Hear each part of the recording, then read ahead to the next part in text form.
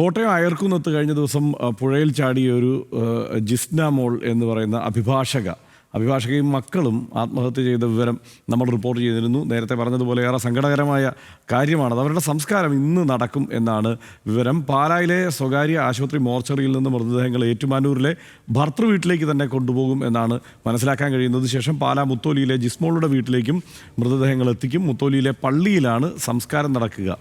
ഈ ജിസ്മോളും മക്കളും ആത്മഹത്യ ചെയ്യാനുള്ള കാരണം ഭർത്തൃ വീട്ടിലെ പീഡനങ്ങൾ തന്നെയാണെന്നാണ് നേരത്തെ ഈ ജിസ്മോളുടെ കുടുംബം ആരോപിച്ചിരുന്നത്. ആ ആരോപണത്തിൽ അവർ ഉറച്ചു നിൽക്കുക തന്നെയാണ്. വിവരങ്ങളുമായിട്ട് ഗോകുൽ രമേശ് ഇപ്പോൾ അവിടെ നിന്ന് ചേരുന്നുണ്ട്. ഗോകുൽ, നേരത്തെ പറഞ്ഞതുപോലെ തന്നെ ഏറെ സങ്കടകരമായ കാര്യമാണ്. മാത്രമല്ല, ഈ നിറത്തിൻ്റെ പേരിലൊക്കെ വല്ലാതെ ഒറ്റപ്പെടുത്തൽ അനുഭവിക്കേണ്ടി വന്നു ജിസ്മോൾക്ക് എന്നുള്ളതാണല്ലോ മനസ്സിലാക്കാൻ കഴിയുന്നത്. എന്താണ് ഇപ്പോൾ ഇവർ തമ്മിലുള്ള ഒരു വലിയ തർക്കം അവസാനിച്ചോ? ഭർത്തൃ വീട്ടിലേക്ക് കൊണ്ടുപോയതിന് ശേഷം ജിസ്മോളുടെ വീട്ടിലേക്ക് കൊണ്ടുപോകുന്നതാണ് ഇപ്പം മനസ്സിലാക്കാൻ കഴിയുന്നത്. എങ്ങനെയാണ് ഇപ്പോൾ കാര്യങ്ങൾ മനസ്സിലാക്കാനാവുക? ഹർഷനി, സംസ്കാരത്തിന്റെ കാര്യത്തിൽ അത്തരത്തിലൊരു അന്വേഷണത്തിലേക്ക് എത്തിച്ചേർന്നിട്ടുണ്ട്. പക്ഷേ ആരോപണങ്ങളിൽ ഇപ്പോഴും ജിസ്മോളുടെ കുടുംബം ഉറച്ചു തന്നെ നിൽക്കുകയാണ്. എന്തായാലും ഇന്ന് ഈ ജിസ്മോളുടെയും രണ്ട് പെൺകുട്ടികളുടെയും സംസ്കാര ചടങ്ങുകൾ നടക്കും. രാവിലെ 10 മണിയോടുകൂടി പാലായിലെ ആശുപത്രിയിൽ നിന്നും ആദ്യം അയർക്കുന്നത്തെ ഭർത്തൃ വീട്ടിലേക്കായിരിക്കും കൊണ്ടുവരുന്നുണ്ടാവുക. 2 മണിക്കൂർ അവിടെ പൊതുദർശനത്തിന് വെക്കും. വീട്ടുകാർക്കൊക്കെ വന്ന് കണ്ട് അന്തിമോപചാരം അർപ്പിക്കുന്നതിന് വേണ്ടിയിട്ട്. അതിനുശേഷം അവിടെ നിന്നും പാലാ മുത്തോലിയിലെ ജിസ്മോളുടെ വീട്ടിലേക്ക് മൃതദേഹം കൊണ്ടുപോകും. അതിനുശേഷം മുത്തോലിയിലെ പള്ളിയിലായിരിക്കും സംസ്കാര ചടങ്ങുകളൊക്കെ തന്നെ നടക്കുന്നുണ്ടാവുക.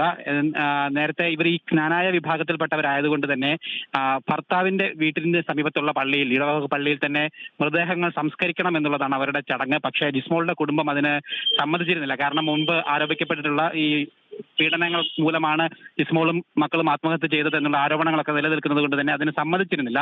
തുടർന്ന് പള്ളിയുടെ അധികാരികളടക്കം ഇടപെട്ടുകൊണ്ടാണ് ഇത്തരത്തിലൊരു രമ്യതയിലേക്ക് കാര്യങ്ങൾ ഇപ്പോൾ എത്തിച്ചിരിക്കുന്നത്. എന്തായാലും ജിസ്മോളുടെ കുടുംബം ആ ആരോപണങ്ങളിൽ നിന്നൊന്നും ഒന്നും തന്നെ പിന്നോട്ട് പോകുന്നില്ല. ഇന്നലെ ജിസ്മോളുടെ പിതാവ് തോമസും സഹോദരൻ ജിറ്റുവും ഒക്കെ ഏറ്റുമാനൂർ പോലീസിലെത്തി മൊഴി നൽകുകയും ഒക്കെ തന്നെ ചെയ്തിട്ടുണ്ടായിരുന്നു. അവിടെയും അവർ ഈ ആരോപണങ്ങളൊക്കെ തന്നെ ആവർത്തിക്കുകയായിരുന്നു. അതായത് ജിസ്മോളുടെ ഭർത്താവ് ജിമ്മിയും അവരുടെ മാതാവും അവരുടെ സഹോദരിയും ഒക്കെ തന്നെ ചേർന്നുകൊണ്ട് ജിസ്മോളെയും ഒക്കെ തന്നെ ക്രൂരമായിട്ട് ഉപദ്രവിച്ചിരുന്നു. പ്രത്യേകിച്ച് നിറത്തിന്റെ പേരിലും സമ്പത്തിന്റെ പേരിലും ഒക്കെ തന്നെ പലപ്പോഴും വാക്കുകൾ കൊണ്ടൊക്കെ തന്നെ നോവിക്കുകയും വാക്കുകൾ കൊണ്ട് പീഡിപ്പിക്കുകയും ഒക്കെ തന്നെ ചെയ്തിരുന്നതായിട്ടുള്ളൊരു ആരോപണമാണ് പ്രധാനമായിട്ടും ഈ കുടുംബം ആരോപിക്കുന്നത്. മാത്രമല്ല, മരിക്കുന്നതിന് 2 ദിവസം മുമ്പ് വരെ ഈ ജിസ്മോളെ ഫോണിൽ ബന്ധപ്പെടാൻ ശ്രമിച്ചിരുന്നെങ്കിലും കിട്ടിയിരുന്നില്ല. ഫോണ് ജിമ്മി കൈക്കലാക്കി വെച്ചിരിക്കുകയായിരുന്നു എന്നുള്ളൊരു ആരോപണമാണ് ഉയരുന്നത്. പലതവണ മോളെ തന്റെ സ്വന്തം വീട്ടിലേക്ക് വിളിച്ചുകൊണ്ട് വരാൻ ശ്രമിച്ചെങ്കിലും അതിനൊന്നും ജിമ്മി സമ്മതിച്ചിരുന്നില്ല എന്നുള്ള കാര്യങ്ങളൊക്കെ ആ കുടുംബം പറയുകയും ചെയ്യുന്നുണ്ട്. എന്തായാലും ആ ആരോപണങ്ങളിലൊക്കെ പോലീസിന്റെ അന്വേഷണം ഇപ്പോൾ